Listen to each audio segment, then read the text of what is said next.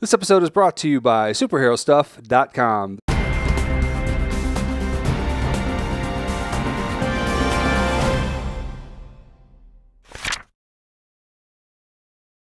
Welcome everybody to episode number 4 of In the Comics Dead Edition.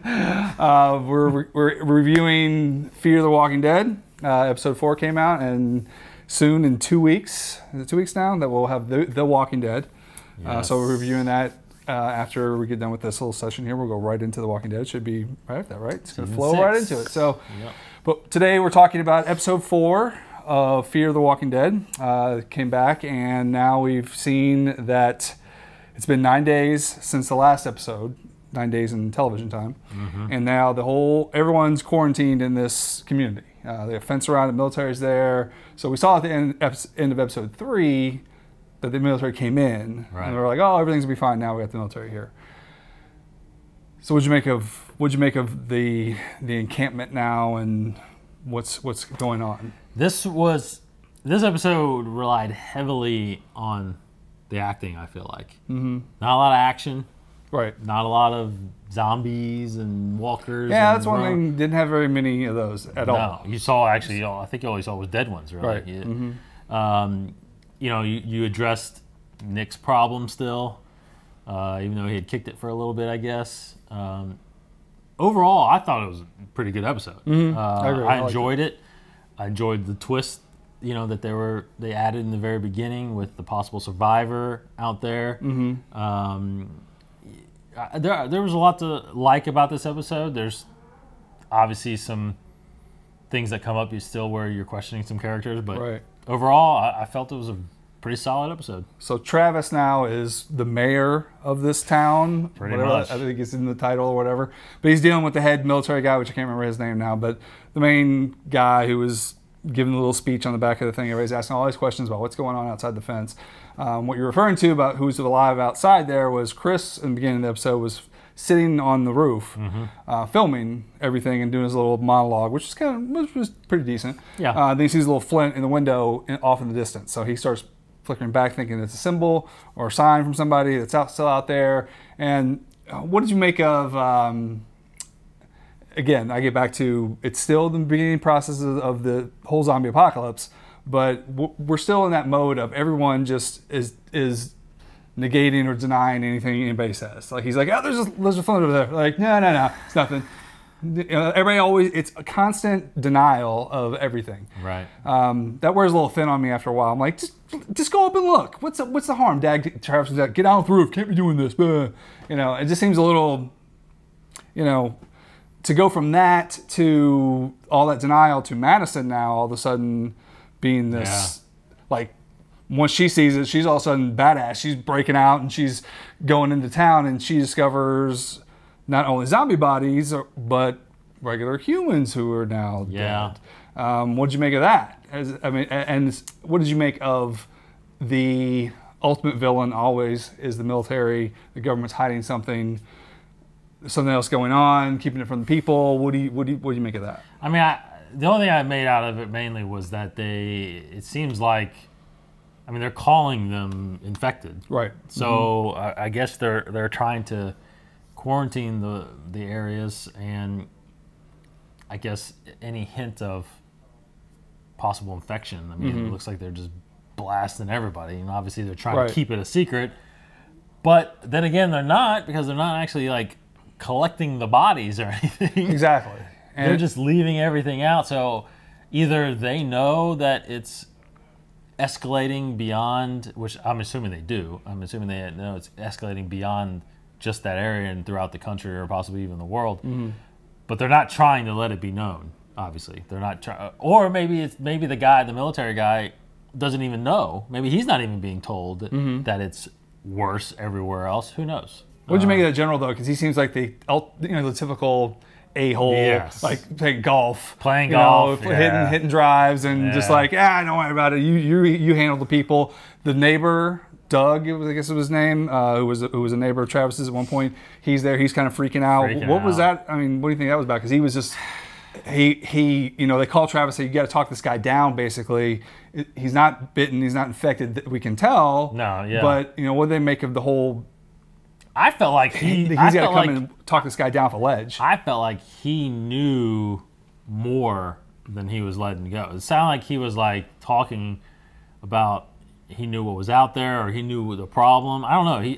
I felt like he had an idea of what was going on and that he knew there's no coming back from it. That's kind of what I felt like, but they never figured it out. I mean, they said that they captured him and moved him, I think, right? They eventually found him and took him. Yeah, they took him in his car. His car's gone, or he found him in his car, and they took him. So now Ophelia is getting involved with the military guy trying to get medicine for her mother. Yes. Travis's first wife. Did she just meet him? Because yeah, well, it's 9 days. Nine days. 9 days in the apocalypse, man. You hook up pretty quick. I felt like they knew each other beforehand, but maybe hey, there's a little romance going on when you're stuck in 9 days in quarantine.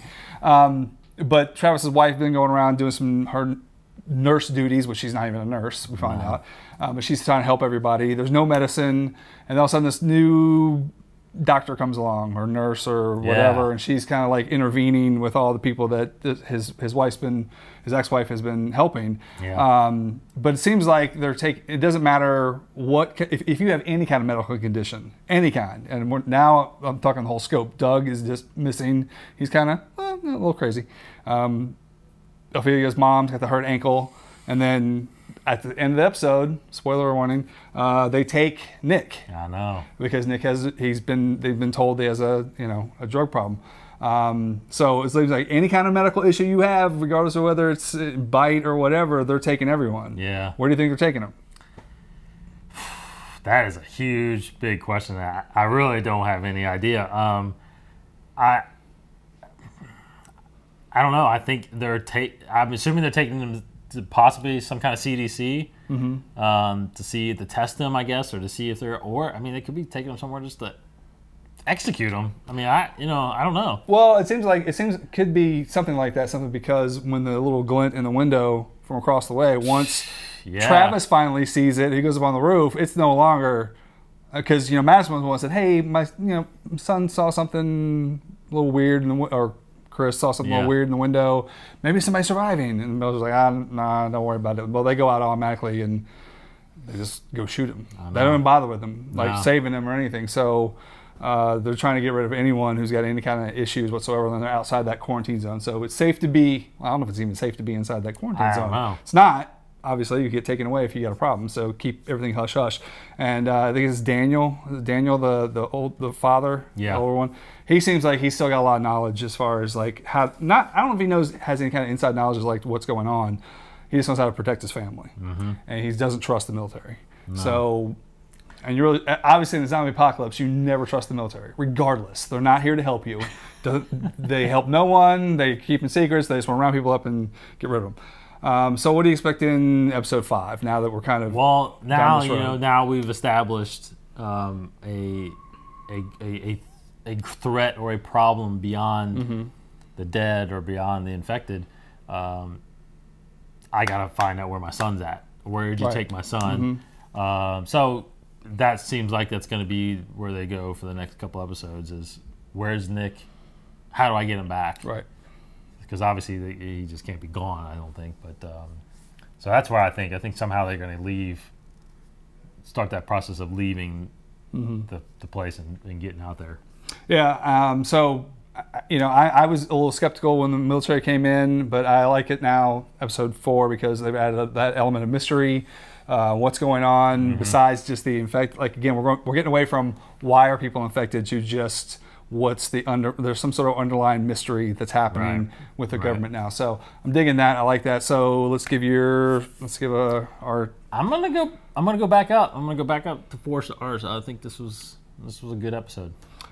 I think it's the first time we've agreed on the number, but yeah, I think 4. I think 4 stars was a good one. That was a good episode. Again, I'm liking where it's going. I'm glad it's kind of added that whole mystery element. The guy who was the person in the house.